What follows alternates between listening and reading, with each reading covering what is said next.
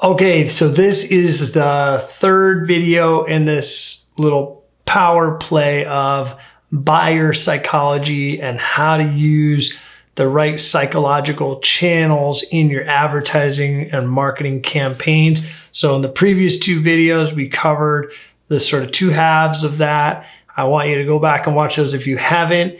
And otherwise, let's continue, because the next thing we're going to do on this one is talk about the information process, the consumer information process, and what the steps of that are and what you need to do with your marketing and promoting so that you can bring people from, the beginning of that process all the way to taking action and becoming a customer or a buyer of your product and service.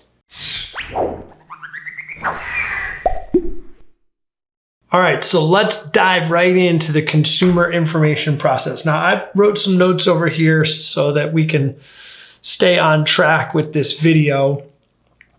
In the previous two videos that kind of lead us to this discussion, we talked about the consumer's, the thinking approach to your messaging and the emotional approach to your messaging, and how to talk to those two different types of buyers, or if you flip that, how to use that depending on your type of product or service. Is it more sold emotionally, or is it more sold with information, facts, and figures cognitively? Either way, the consumer has to go through this information process. Now, in the past, I've done some videos on this. I like to think of this as kind of the ramp. And one way to contemplate this is, if a buyer or your potential customer just hears about you for the first moment, that's like the first step of the process, right? And then the last step of the process is that you have money in your bank. So they purchase something, right? So the beginning is exposure, and then the end is transaction by, a confirmed sale. And along that is what I call a ramp. That's the way I like to visualize it, right? So as we raise the stakes of that relationship, there are hallmarks. So let's go over the hallmarks. The first one I already said is exposure to information.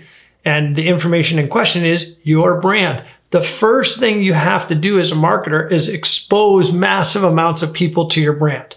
That's mission critical, because we need the most number of eyeballs exposed to the brand to get folks to the next one, which is a selective attention, right? We get them exposed, then we need to grab their attention and get their focus. That's the next step. Then we've got to get them to understand what it is that you sell, do, or offer. They've got to move into a comprehension phase, if you will, like an understanding phase, right? Then they got to move into agreement. And let me look at what I wrote about this, right?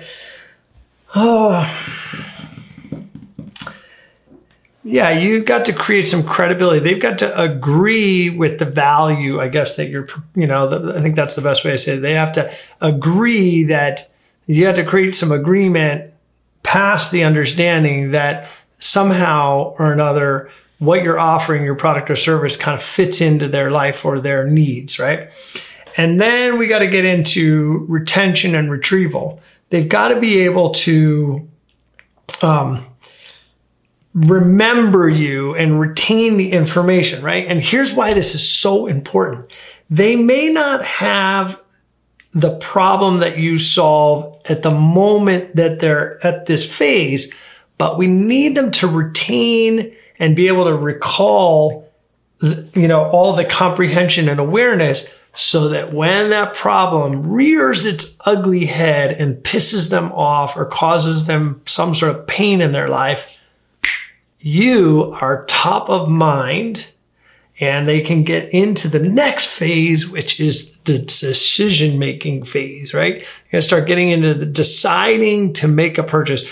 And that means you may, in that phase, be up against some competitors and so forth, right? So that's why we want that retention to be strong. We want them to remember all the good things about your brand. If you go back on my channel here, you're going to hear things like about reputation marketing and social proof and all the other psychological triggers that we need to use along the way in this process so that we get a positive outcome, which is, of course, a new customer.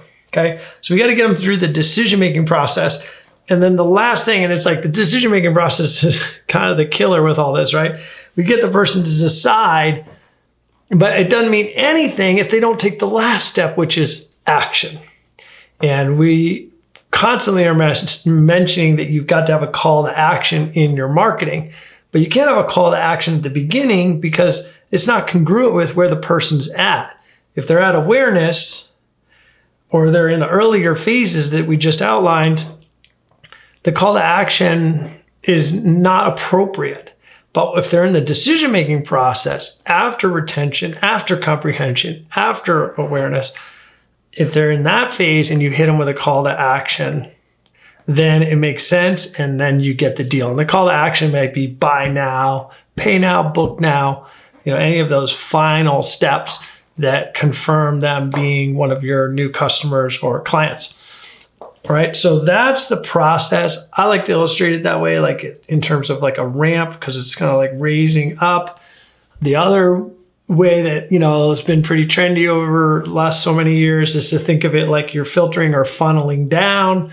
Either way, however that, works for you visually is fine.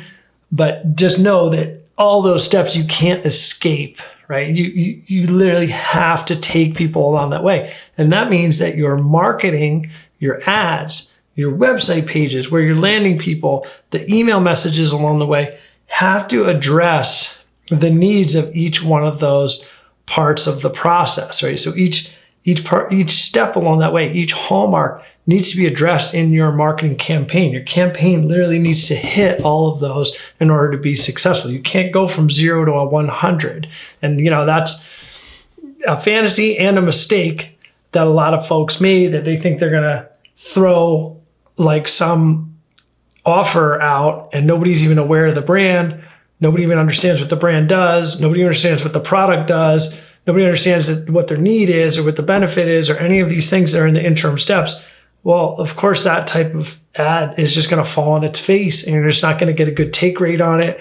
You're going to lose money probably, and the ROI is going to be very low because you didn't address the other pieces that are required to get people to the point where they're going to take action. So remember the playbook, apply it to your marketing campaigns.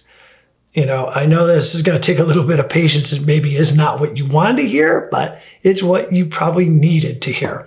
And go back and visit the previous 2 videos to this video where we dive into those 2 psychological channels that you can tap into. All 3 of these together will get you much further down the road.